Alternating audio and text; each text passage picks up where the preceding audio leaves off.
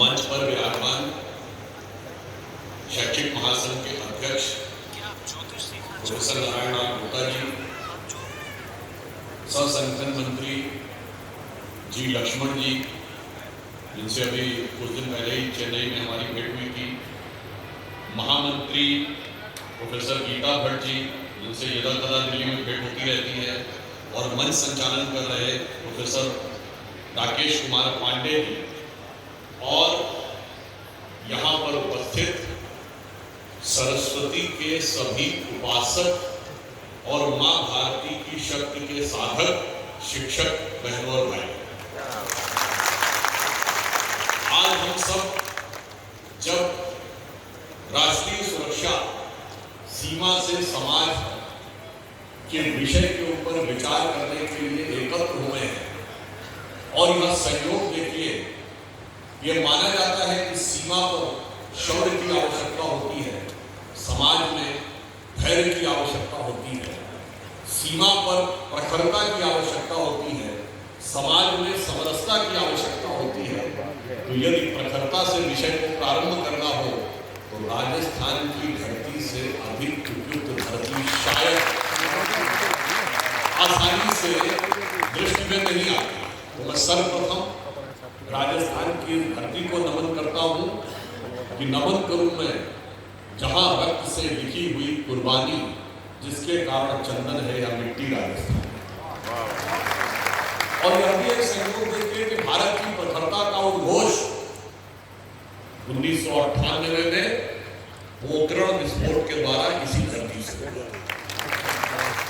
हाँ, ये भी क्लैरिटी हमारे माइंड में रहनी चाहिए। कई बार लोग कहते हैं 74 का भी जो परमाणु विस्फोट हुआ था, 74 और 98 में मूलभूत अंतर था। 74 में पहली बार जब हमने परमाणु विस्फोट किया तो हमारे अनाउंस करने से पहले रूस और अमेरिका दोनों ने अनाउंस कर दिया था कि India has conducted the test. और हमने क्या कहा था, यद्यपि उस समय इंदिरा जी प्रधानमंत्री थी, जिनको बड़ा शक्तिशाली कहा जाता है, तुरंत हमने डिफेंसिव हो कहा था, नहीं हमने तो शांतिपूर्ण कार्य के लिए किया है, हमने कोई अस्त्र वस्त्र बनाने के लिए नहीं किया है।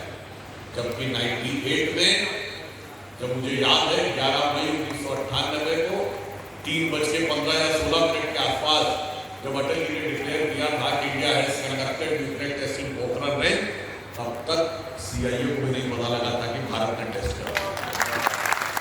और हमने ये नहीं कहा था शांतिपूर्ण कार्यों के लिए किया, हमने कहा था now we are the nuclear state.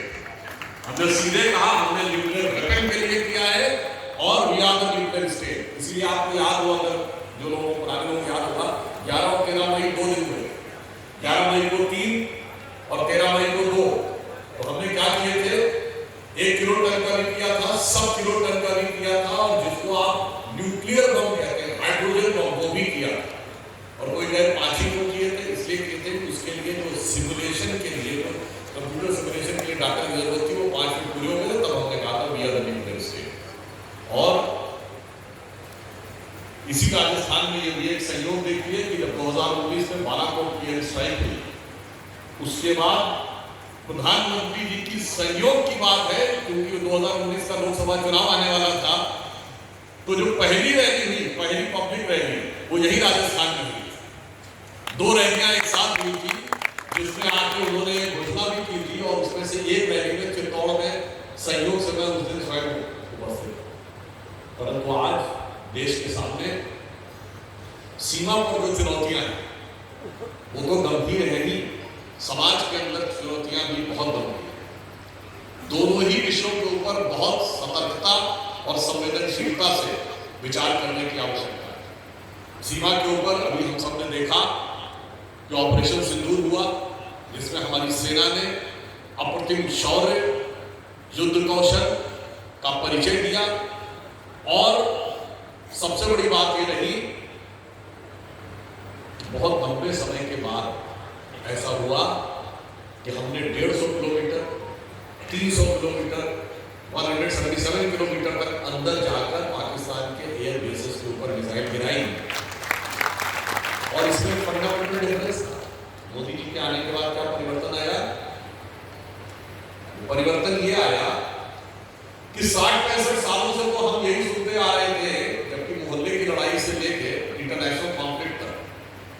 Establish principal कि हमेशा कमजोर कहता है कि ताकतवर मुझे सता रहा है, जो बड़ा और ताकतवर होता है वो कमजोर और छोटे को सताता है। यहां उल्टा था, हम बड़े और ताकतवर थे, पड़ोस का मुल्क छोटा और कमजोर था, और हम 60-65 सालों तक, with an exception of Atal जी's गवर्नमेंट, हम लगभग 67 सालों में 60 साल तक कहते हैं साहब छोटा और कमजोर हमने सता है। We have become such a soft state. अब हमारे आने के बाद, मोदी के आने के बाद क्या हुआ? पहले उरी के बाद सर्जिकल स्ट्राइक हुई, थल सेना ने जाकर सर्जिकल स्ट्राइक की और आतंकियों का कैंप नष्ट किया। जब पुलवामा हुआ उसके बाद एक इससे ऊपर गए, बालाकोट में एयरफोर्स ने जाके स्ट्राइक की और बेस को नष्ट किया।